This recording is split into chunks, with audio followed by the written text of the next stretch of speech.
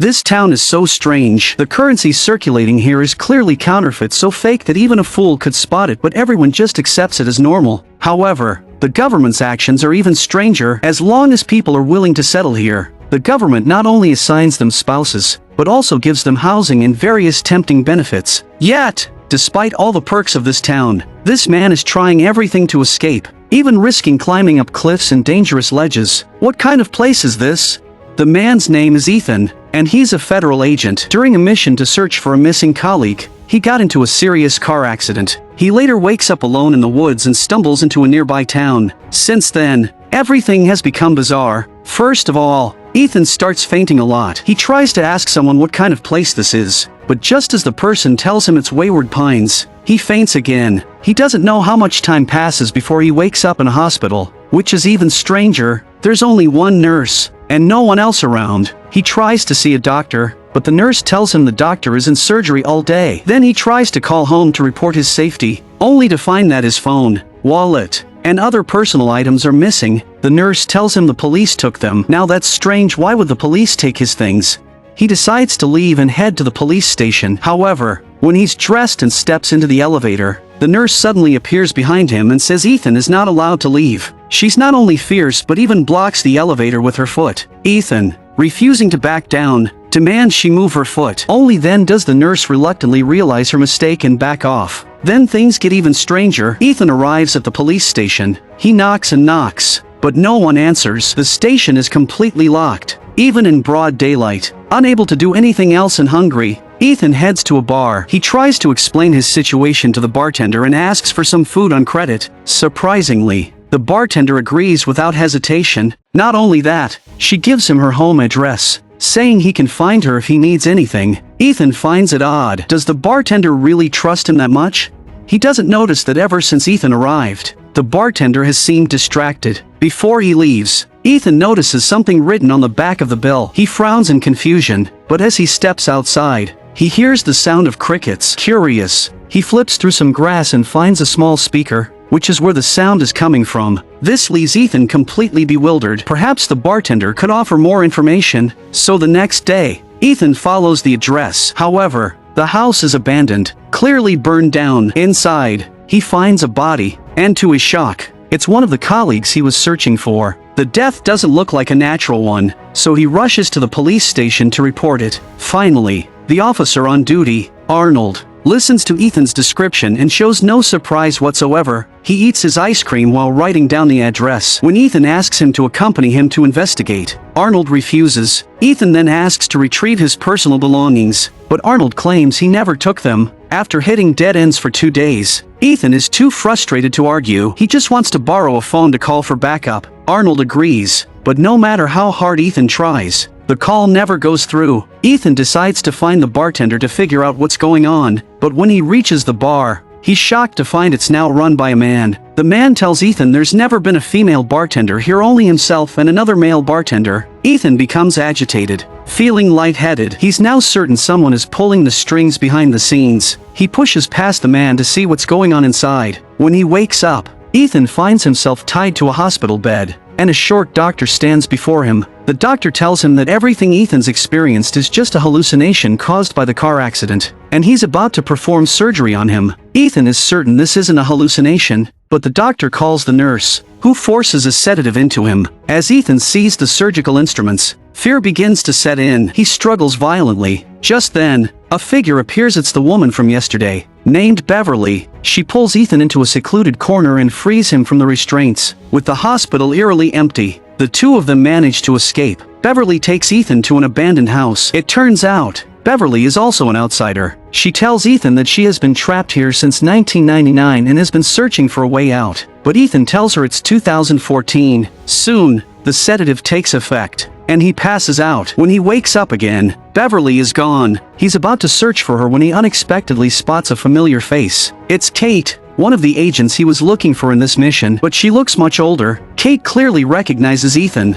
but she chooses to leave hurriedly. Ethan follows her, and he sees her walking into a house with a man, holding hands. Ethan knocks on the door, and the man who answers seems to be Kate's husband. Ethan doesn't have time to feel jealous. He just wants to ask Kate what's going on. When Kate arrives, She acts like she doesn't recognize Ethan. She dismisses her husband and sits with Ethan on the steps. She softly tells him, "He's watching us." Ethan, trained as an agent, understands what she means, but now he's more concerned with why Kate looks so much older. Kate explains that she's been living here for 12 years, which Ethan can't accept. Just last month, they were together. Now he's starting to doubt whether he's hallucinating. He suggests that they leave together, but Kate interrupts him. She tells him to leave now and stay away from her and her family. Suddenly, Kate's expression changes. She smiles and bids Ethan goodbye before heading back into her house. Confused and desperate to leave, Ethan smashes the window of a parked car, starts the engine, and tries to drive out of the town. But before long, he sees the town's welcome sign again, and he's back. The carousel spins endlessly, yet no one is riding it. After driving around the town all afternoon, Ethan, running low on gas, decides to leave the car behind and walk through the woods. Finally, he stops when he encounters an electric fence with a warning sign, "Do not approach. Risk of death." It turns out, the town is surrounded by an electric fence. Soon, Ethan realizes something even stranger. He's trapped here. When he returns to his car, town police are there, pointing a gun at his head. Ethan shouts, "I'm a federal agent. You don't have the right to arrest me." But Arnold, the officer, replies, "You have no ID, and the system can't find any record of you. How do we know you're not an imposter?" In the end, Arnold doesn't cause any trouble for Ethan. He just takes him to a motel and gives him some money. The next day, Ethan decides to search for clues on Bill's body, and he finds a small notebook. The information in the notebook reveals that Bill had also planned to escape the town, and he seemed to want to take a woman with him. Ethan thinks of two possible candidates. The first is Kate. He finds Kate's workplace, but she still evades his questions, asking if he's here to buy something. Ethan gets frustrated. He grabs a small trinket, hands it to her, and then pulls out some money, shouting, "The money here is all fake. You, as an agent, can't possibly not know that. What's really going on here?" Finally, Kate speaks. She tells Ethan that Bill has a wife and suggests he go find her. Ethan leaves, relieved. As he turns, he notices an official notice on the wall. "Do not attempt to leave. Do not talk about the past. Always answer the phone." Kate tells him this is the town's rule, and Ethan is left utterly confused. He was surprised. How could Bill suddenly be married? After all, Bill had been missing for less than a month, but Bill's widow said they had been married for over a year and even had a child. She also claimed that Bill was just a lawn care worker, not a secret agent, and then she dismissed Ethan as a liar. Ethan racked his brain, but he couldn't understand what was going on, so he decided to find another woman who was closer to Bill. Beverly. They went to a secluded place. Ethan learned from Beverly that Bill had indeed planned to escape and had promised to take Beverly with him. Ethan pulled out the map Bill had left behind, and saw that Bill had hidden a backpack in the woods. It looked like he had been preparing for an escape. Beverly hurriedly told Ethan that everyone had a tracking chip in them, and before taking the backpack, he had to remove the chip and leave it at his place. As she spoke, she helped Ethan dig the chip out of his leg. At that moment, Ethan suddenly asked Beverly, "Do you know who the current president is?" Beverly replied, "Clinton." Ethan asked if she knew about 9/11 and Obama. Beverly shook her head. Ethan seemed to figure something out, and then he promised Beverly that they would escape together. But Beverly was a little worried because Bill had been killed after his escape was discovered. The person who executed him was none other than Officer Arnold, which shocked Ethan. Just as they were about to head home, they ran into Kate and her husband on the street. Kate thought they were on a date and invited them to dinner at her place the next night. Ethan immediately agreed, as it fit perfectly with his escape plan. According to the plan, Ethan would first go get Bill's backpack during the day. That evening, they would go to Kate's for dinner. Then, during the meal, he would excuse himself to the restroom and secretly leave the tracking chip there. That way, when they escaped, the system would think they had spent the night at Kate's house. But what Ethan didn't expect was that Beverly was extremely anxious. Just hearing the plan made her nervous. And during dinner, she was so jittery her legs were shaking. When Ethan went to the bathroom, she became so flustered she started rambling. And how could Kate, being a former agent, not notice?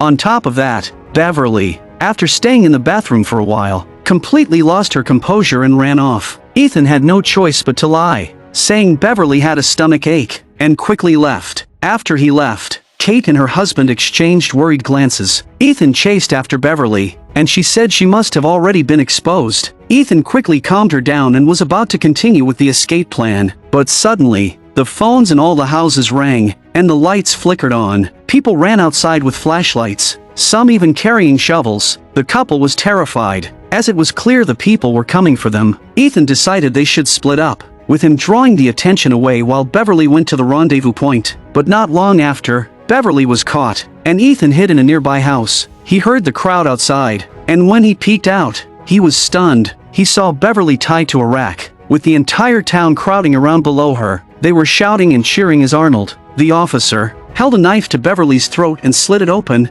blood pouring out. The crowd cheered wildly, with only a few showing sorrow. Meanwhile, Arnold began an impassioned speech. He had completely forgotten he had just taken an innocent life. The town's creed was being recited: work hard, enjoy life, forget the past, and live in the present. The real purpose was clear: to trap everyone in the town. In the end, Arnold thanked the informants, Kate and her husband. That night, Ethan snuck into Kate's house. Ethan had been shocked by the townspeople's cold-bloodedness in the square. He couldn't understand what was happening to these people. Kate tried to defend herself, but she couldn't speak freely. She was boiling water and had to wait until it boiled to mask the sound of any listening devices. Ethan pressed on. "You're committing murder." Once the water began to boil with a loud noise that would block any surveillance, Kate finally spoke to Ethan. "If I don't report it, I'll be the one on the rack." She added, "I only reported Beverly. If you keep your tracking chip hidden, no one will know you tried to escape." In the end, Ethan still hoped Kate would escape with him,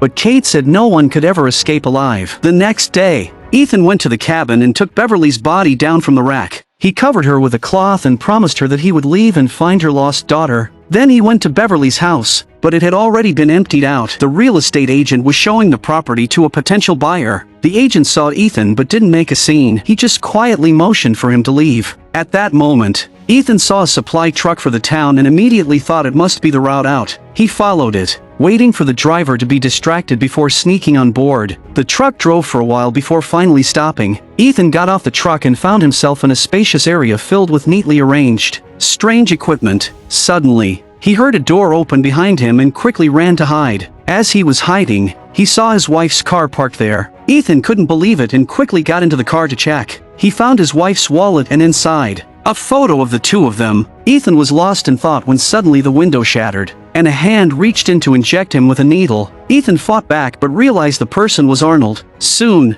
he lost consciousness, and when he woke up again, he was in a hospital. The old nurse told him, "Your family has arrived and settled into your new house. It's the best house in town, just vacated." Wasn't she referring to Beverly's house? Ethan went to Beverly's house and sure enough, found his family there. Meanwhile, the police officer hid a syringe behind his back, squeezing out black liquid as he walked. He approached a woman's car, pointed at the ground, and told her her car was leaking oil, offering to fix it. The woman was grateful, unaware that the officer had secretly taken out scissors and cut the car's perfectly fine oil pipe. Soon, he told the woman the car was fixed, and she drove off without realizing the damage he had caused. She didn't know that what awaited her wasn't just danger, but a life of regret that would haunt her forever. The woman's name was Teresa. She was here searching for her missing husband, Ethan, a federal agent. One day, she was notified that Ethan had been in a car accident. The car was found, but there was no sign of him. Teresa and her son Ben waited anxiously for several days with no news. Unable to sit idly, they decided to search for Ethan themselves. However, the special forces refused to disclose the investigation's location on the grounds of confidentiality. Eventually, Teresa traced Ethan's credit card records and ended up in Iowa. People there told her that a car accident had recently occurred near a place called Wayward Pines. Teresa and Ben rushed there, but they ended up in another car accident themselves. When they woke up, they found themselves in Wayward Pines, where they were reunited with Ethan. But then, things started to get strange. The town assigned them a house. When Ethan came back, Teresa was about to ask him what was going on, but he nervously told them not to leave the house and not to talk to anyone. He then hurriedly left. Ben was also confused. Although he had just arrived in the town, someone already called his name and greeted him. Then, he saw his father walking into the woods with his old lover, Kate. He immediately told his mother, and Teresa's heart bled when she heard the news. It turned out that Ethan's affair with Kate had been known to the family for some time. The more Teresa thought about it, the angrier she got. She suspected that Ethan's disappearance was related to him running off with Kate after all. Why else would they have already prepared a house for them? What she didn't know was that the two were actually discussing official matters. In the days that followed, A lot of strange things happened in the town. The most critical thing was that they seemed unable to agree on the passage of time. To Ethan, Kate and Bill had been missing for 5 weeks. But to Kate, she had been living there for 12 years. She told Ethan, "In the 10th year, I suddenly saw Bill in front of me. He looked just like you, completely unchanged." But Ethan couldn't accept this. Despite seeing that Kate had aged considerably, he couldn't come to terms with her story. Kate didn't want to argue about it anymore. She just wanted to warn Ethan that the town wasn't as simple as it seemed. If he wanted to survive, he needed to obey the rules, stop trying to escape, and stop investigating. However, Ethan was still determined to get his family out of there. But when he returned home, he found his wife's ring and immediately realized what had happened. At that moment, Teresa and Ben were dragging their suitcases and approaching the town's border when a car pulled up behind them. It was Arnold. Arnold began shouting at them, showing his obvious disdain for anyone trying to leave the town. He got increasingly angry and started attacking them. To protect his mother, Ben stepped forward, but Arnold immediately pulled out a gun to threaten him and punched Ben down. Just then, Ethan arrived and knocked the gun out of Arnold's hand, pinning him to the ground. Arnold, like a madman, struggled fiercely, but Ethan was pushed away. Arnold stood up, picked up the gun, and pointed it at Ethan, but suddenly, Arnold was hit by his own police car. Ben had driven it. Arnold lay there, barely alive, in front of a large metal gate, and the remote control was in his hands. Ethan realized this was their best chance to escape. He shot Arnold, took the remote, and pressed the button to open the gate slowly. But suddenly, a strange creature rushed in and snatched Arnold's body away. Sharp cries and sounds of tearing followed. The three of them were almost terrified out of their wits. They quickly closed the gate and fled. The next day, something unexpected happened. Ethan was chosen as the new sheriff. He didn't think much about it and accepted, knowing that this would give him more power and resources to plan their escape. This man had an affair the night before, and when he woke up, he found himself still in the same hotel, on the same bed, but with a different woman in front of him. The young woman, in her 20s, had turned into a woman in her 50s or 60s. Then, the man found himself trapped in a town surrounded by an electrified fence and high walls. Not only could he not leave, but he was also under 24/7 surveillance. If he dared to escape and was caught, he would be publicly executed. He had tried to escape once but hadn't died. However, now, using a cane to walk, he was forced to stay, as people planned to execute him for writing subversive slogans. The task of executing him fell to Sheriff Ethan, but Ethan wanted to let him go on purpose. Ethan had just arrived in the town and couldn't accept the residents' brutal methods of execution. More importantly, unlike the man, Ethan wanted to escape too, but he wouldn't act recklessly. He wanted to gather more information and use his position to ensure the escape plan was flawless. However, his delay sparked discontent among the townspeople, and the higher-ups sent a final warning. The execution must take place at 10 p.m. that night. Reluctantly, Ethan took the man to the border, hoping to create the illusion of an escape. It seemed like the best choice, but the man had lost all hope. He hugged Ethan, saying a few words of gratitude and goodbye, before throwing himself into the electric fence and dying. The man's death made Ethan even more determined to leave. At the same time, the man's death increased the residents' trust in Ethan. So, when Ethan went to the warehouse and retrieved weapons, maps, and other supplies, no one suspected him. Ethan climbed to the top of the cliff using the equipment he had gathered. He didn't notice, but a strange creature in the darkness was watching him closely. Sure enough, after walking only a few steps, he saw a large beast rush past him, but it was too fast, and Ethan couldn't catch its form. Even when he fired, all the bullets missed. Suddenly, the creature brushed past him, and 3 deep gashes appeared on Ethan's shoulder. The pain made him wince. He knew he couldn't keep going. Darkness made it too dangerous, so he found a place to rest until morning, then continued his journey. According to the map, there should have been a church in the area, but strangely, only a dilapidated door remained. Meanwhile, distant screams echoed once again. Ethan pulled out his gun and cautiously approached. To his surprise, he found a dead deer. An idea struck him. He slit open the deer's belly, placed it in front of a wooden board, and hid behind it, waiting. Indeed, the beast was quickly drawn by the scent of blood, crouching down to gnaw and tear at the deer's corpse. Ethan was frozen in place as he watched. What he saw was not just some ordinary monster, but one that looked eerily human. He had never seen such a terrifying creature before. A chill ran down his spine. Suddenly, the creature was distracted and ran off, leaving Ethan with a brief moment of respite. He quickly got to his feet and continued on his journey, but not long after, he came to another shocking sight that left him speechless. The town was in ruins, a desolate, apocalyptic landscape. Just then, a roaring sound filled the air as a helicopter appeared from the distance and landed in front of Ethan. A man stepped out of the helicopter. It was the town's doctor. This time, he didn't try to hide the truth from Ethan. Instead, he told him everything outright. It wasn't 2014, as Ethan had thought it was 4028. 2,000 years had passed. In this future world, people no longer wore clothes, and they would immediately pounce on any creature they saw, eating them raw, humans included. The reason for this horrifying turn of events wasn't too complicated, and it had all begun back in 2014. There was a scientist named David who had predicted this end. When he publicly shared his findings, everyone laughed at him. David was about to give up when his sister came to him and told him she believed in his theories. She encouraged him to keep going and even promised to fight alongside him to save humanity. With her support, David gathered his strength and invested all his savings into his work. The first crucial team member he recruited was a security guard who worked outside his company. Of course, no one believed David's doomsday predictions, except for Arnold, who had a troubled past. After trying and failing to get into the police academy because of his criminal record, Arnold became desperate. He yearned for the new world that David described and decided to work for him. Together, they kidnapped social elites and put them into a cryogenic sleep using a not yet perfect technology, hoping that in the future, the Earth's environment would stabilize enough to support human life once again. In the end, they froze themselves, too. It was a gamble. Would the world really deteriorate to the point where humans would mutate, leading to the end of civilization?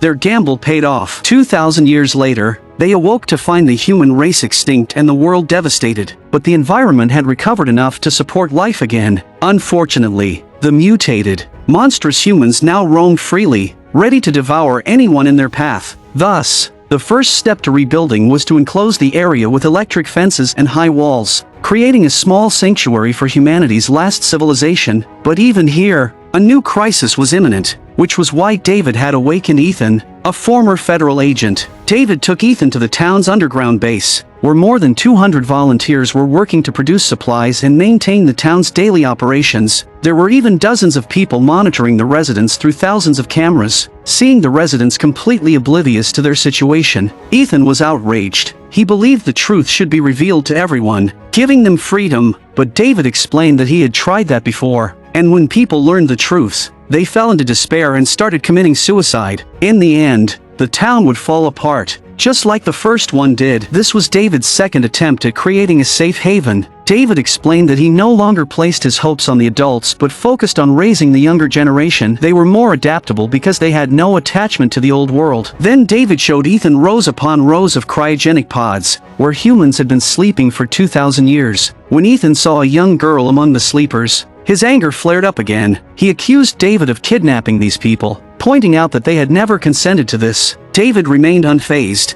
asserting that all of this was for the survival of humanity. He reminded Ethan that their immediate concern was a greater threat, a group of people plotting to destroy the town's walls with explosives and escape. Since David didn't know who was involved, he turned to Ethan for help. Ethan understood the danger and promised to do everything in his power to prevent it. The next morning, as Ethan was about to leave, the indicator lights on his car's dashboard suddenly blinked. Someone had placed a bomb in his car, but thanks to Ethan's quick thinking, he was able to avoid disaster and save his family. This close call exposed their plan. With so few people in the town, it didn't take long for Ethan to discover that the bomb expert was a man who had once worked with him. The man denied everything, but Ethan didn't press him. He decided to release him to bait the real mastermind. Soon enough, Ethan traced the plot back to its source, Kate, his former colleague and lover. Ethan didn't want to expose Kate's involvement. He needed to protect her, so he tried to convince her to stop the plot. But Kate told him they had been planning for nearly 10 years. They were fed up with being trapped here, and there was no turning back. Faced with her resolve, Ethan reluctantly told Kate the truth. "We have no home to return to. It's not 2014 anymore. It's 4028. At first, Kate laughed in disbelief, thinking Ethan had been brainwashed, but seeing the conviction in his eyes, she reluctantly agreed to abandon the plan. Ethan felt a weight lift off his shoulders. However,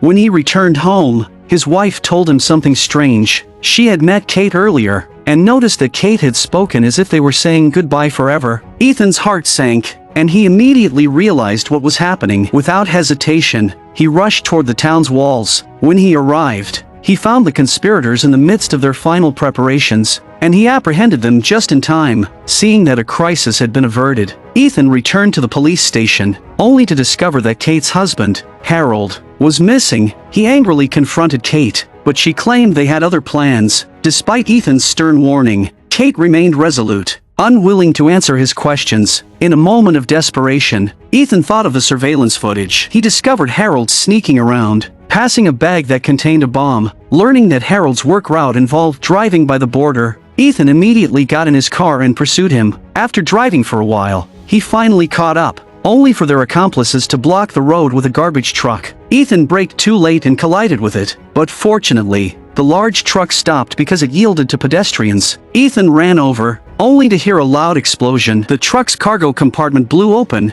and two people fell out. One of them was Ethan's son, Ben. It turned out the two had sneaked onto the truck during a playful date and accidentally triggered the bomb's switch, causing it to explode prematurely. Fortunately, neither of them was killed in the blast. Ethan caught Harold and used Kate's safety as leverage. Harold, softening at last, gave Ethan the names of the rest of the conspirators. The tracking device showed they were all at a bar. Just as Ethan was about to arrest them, the bar staff told him there was no one there. They had left the tracking chips behind in the bar. It turned out that one of their accomplices had died in the crash earlier. Looking at his body, they remembered how they had spent their entire lives without freedom. They decided to take a final gamble, stealing a truck to break through the wall and bury their comrade in the land of freedom. The plan was executed smoothly, but they didn't realize that breaking through the wall would put the entire town in danger. Once they stepped outside, they didn't even have 3 seconds to celebrate before screams echoed through the air. They became food for the mutated humans. Soon, one of the mutated creatures, seeing the gap under their truck, crawled underneath without hesitation.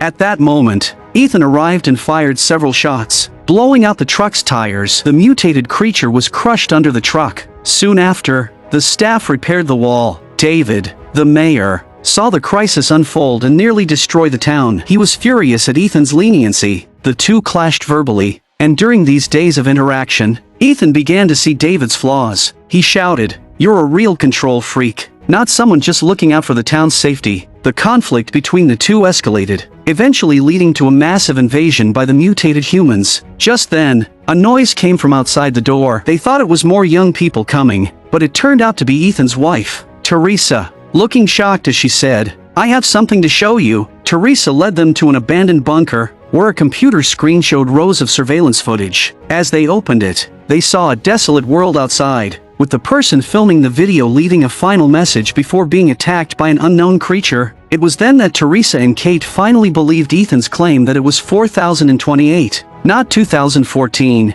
These videos could be the best evidence to reveal the truth and persuade the public. But how did Teresa get here? It turned out that David's sister, Pam, had secretly given Teresa the access card and address for the bunker. But why would Pam, the closest person to David, betray him?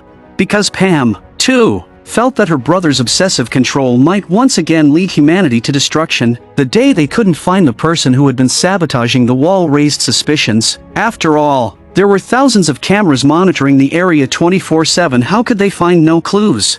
David began to suspect an inside job and asked Pam to investigate the people in charge of the surveillance. Pam called in the staff, pretending to be concerned about their work and conducting psychological evaluations. In reality, she was testing whether any of them could be accomplices. When one man's answer moved her, she realized that he was a kind-hearted person with empathy for others. So, when dealing with her brother, she hid the man's words and actions, knowing that once she exposed him, he would not have a good outcome. But what Pam didn't know was that her entire conversation had been recorded by another camera and presented to David. It turned out that David didn't even trust his own sister. David quietly noted Pam's lies and then had the man arrested. In front of all the internal staff, he had him cryogenically frozen. This scene made Pam lose all trust in David. She began to agree with Ethan's idea that the truth should be told to the residents, not letting a control freak like David continue to control everyone's fate. That was why she secretly gave the access card to Teresa. At this point, Ethan felt the time had come. He found David and demanded that the whole town gather on the streets the next evening, claiming he would execute Kate. Using Kate's execution as a pretext, Ethan lured the residents into the street. As they shouted, Ethan stopped his actions and revealed the truth. The world outside the town had been destroyed. Savage mutated humans had slaughtered all of humanity, and the residents of the town were the last humans alive. He exposed David's hypocritical nature. However, the people couldn't accept it at first. They had been brainwashed by David. Ethan told them he had over 100 videos as evidence. If you want to see them, I'll show them to you. Finally, a few people in the crowd admitted, "I've seen it." The crowd fell silent. The years of suffering caused by David's control had made them restless. But just then, the teacher who had supported David stepped forward. She hurriedly tried to brainwash them in reverse, constantly praising David's great achievements, but she was slapped by Teresa, stunning her. At that moment, David watched silently from behind a screen. The next second, he ruthlessly shut off the power. It seemed he would rather see the town destroyed than lose control over it. Once the power was off, the electric fence would no longer function, and the mutated humans would rush into the town. Ethan panicked. He hadn't expected this. He quickly shouted to the crowd, "There's a bunker on the west side of the town. Hurry and head there to take shelter." Meanwhile, Pam, who was also monitoring the surveillance, noticed that 6 mutated humans were quickly heading toward the town. She urgently called Ethan to warn him, but as soon as she hung up, she realized there were far more than just 6 mutated humans. Soon, the mutated humans scaled the walls, and the unsuspecting residents were ruthlessly attacked and devoured. Kate, leading their group, launched an attack on the mutated humans with the limited weapons and ammunition from the police station. However, there were too many mutated humans, and before long, they ran out of bullets, and most of the group was dead. Fortunately, they had managed to retreat to the underground bunker. The teacher, finally feeling guilty, revealed that deep within the bunker, there was a passage leading to another base, and she also gave them the access code for the facility. Ethan quickly led everyone on their way, while Pam rushed to find David, demanding that he restore the power. But David told her that these people were already out of control. "Let's wait and wake up the next batch of people to rebuild the town." Pam realized then that David had truly lost his mind. She tried to stop him, but this only enraged David. He called in the guards, who captured Pam and sent her into the cryogenic chamber. Watching the sand fall through the isolation barrier, Pam's face turned pale, realizing the full extent of David's madness. Meanwhile, Ethan had found the entrance and, together with Kate, stormed the base. They dealt with the guards and used the elevator to bring the rest of the group up. However, the elevator was large but couldn't hold everyone at once. As the first group reached the top, the mutated humans had already broken into the bunker. The situation grew dire, and Ethan, without hesitation, decided to go back down to help. Before leaving, he took the homemade bomb Kate had given him, and the remaining people were able to make it into the elevator thanks to Ethan holding off the mutated humans. But after a short while, the elevator suddenly stopped. Ethan quickly realized that the mutated humans had entered the elevator shaft and damaged the circuitry. In a critical moment, they opened the ventilation shaft at the top and climbed up using a wall ladder. But even so, the mutated humans were still a threat, and their safety was not guaranteed. Ethan decided to stay behind and hold them off. He began wiring the bomb, while David, watching from his screens, observed every move Ethan made. David showed no expression. Just then, Kate walked in with a gun. She demanded that David restore the power. By now, David knew it was too late to do anything. He told Kate to shoot him quickly, but Kate hesitated. Suddenly, a gunshot rang out, and David fell to the ground. It was Pam, who had found her conscience and decided to betray her brother. It turned out that she hadn't gone into cryostasis but had been released by the guards instead. Back in the elevator, the floor was pierced, and sharp claws extended from below. The mutated humans had arrived. Seeing that the others had safely made it out, Ethan didn't hesitate and pressed the switch on the bomb. At that moment, the truth was revealed, and the crisis was temporarily averted. I'm a movie enthusiast. Please subscribe to my channel, and I'll see you next time.